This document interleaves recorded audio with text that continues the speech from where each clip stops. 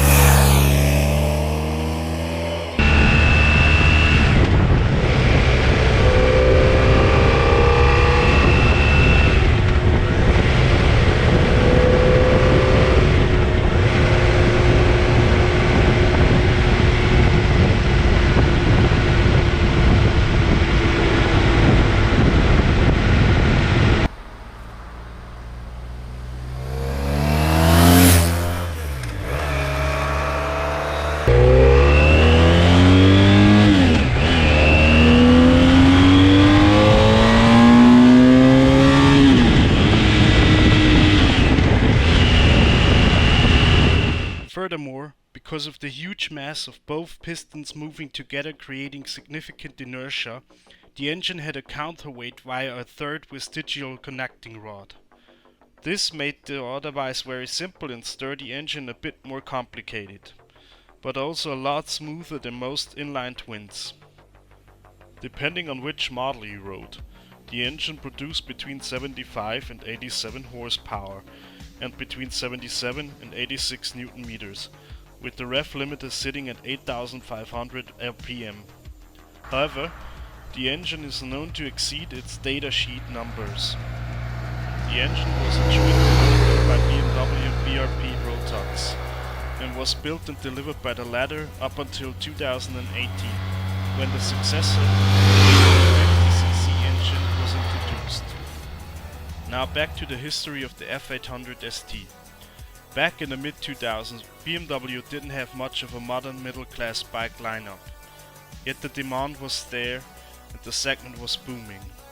There was the F650 with a single engine and the R850 model, which was built since 1994 and therefore was very outdated. So BMW decided to build a modern motorcycle below the leader class, focusing on a simple construction and cheap production. Thus, some technical details from the newly introduced K1200S engine were copied. Finally, in March 2006, the F800S made its debut on the motorcycle stage, and only 6 months later its sister, the ST. Both bikes were identical in many aspects. Both had similar power output, a 6-speed transmission which enabled a top speed of 221 km/h or 138 mph, and a 0 to 62 time of 3.8 seconds. Nothing to be ashamed of. Suspension consisted of a 43mm telescopic fork and a monoshock mounted on a single-sided swing arm. Only the rear shock allowed for changes, namely spring preload. Because the bikes were meant to be reliable, sturdy and low cost, a low maintenance belt drive was chosen. Brakes were supplied by Brembo, with an optional ABS.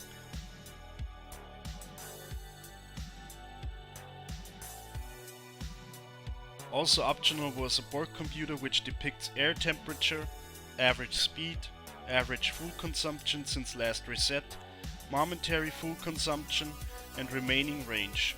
It even has a lap timer.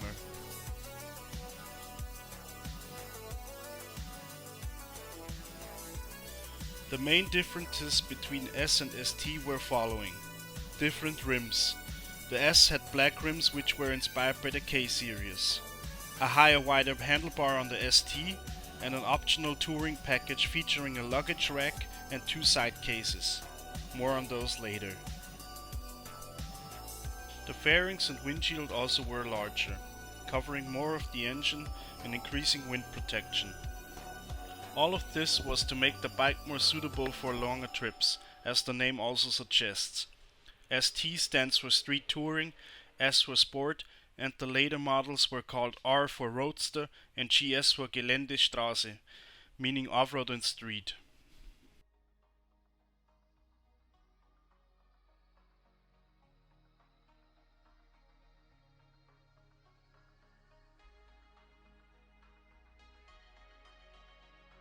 Let us look at the side cases.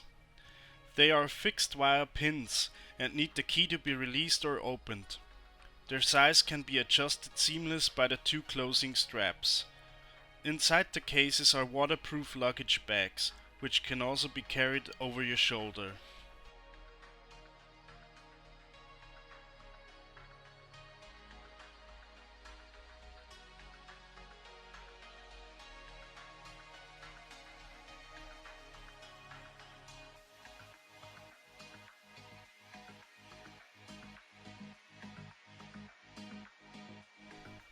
So, with all these features, why didn't the S and ST storm the market when they were released?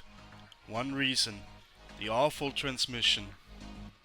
BMW engineers already had a bad reputation for putting bad transmission into their motorcycles back in 2006, and the F800 was no exception. The sounds emitted from the gearbox ranged from banging and rattling to grinding, and the load change and throttle responses were more than harsh. Especially in low speeds or overrun, the engine massively kicked into the clutch and transmission, resulting in nasty noises. This led many potential customers to believe the transmission wouldn't last, scaring them off. BMW, however, responded. The belt gear received a rubber puffer or damper. This eliminated the grinding noises. The banging noises when holding a clutch nearly disappeared, and in overrun only a quiet tickering remained. Last but not least, I'd like to share my personal experience with the BMW F800 ST.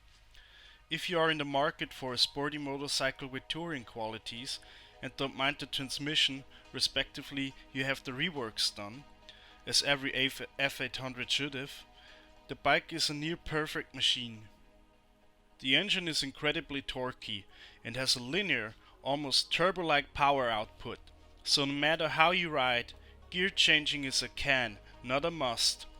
Plus, it barely ever consumes more than 4.5 liters per 100 kilometers, even when you rip it. The average I achieve is 4 liters per 100 kilometer. Combined with a 60-liter fuel tank, it does nearly 400 kilometers in a go. Even by today's standards, this is outstanding. The saddle is very comfy. The windshield does a great job when you're below 190 centimeters of height, but when above it still isn't bad.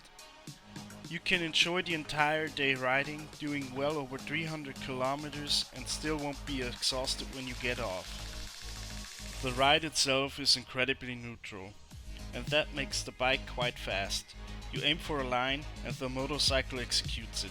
The wide handlebar allows for easy steering, the suspension eats most of the bumps and holes in the tarmac, yet gives you great feedback what the rear tire is doing.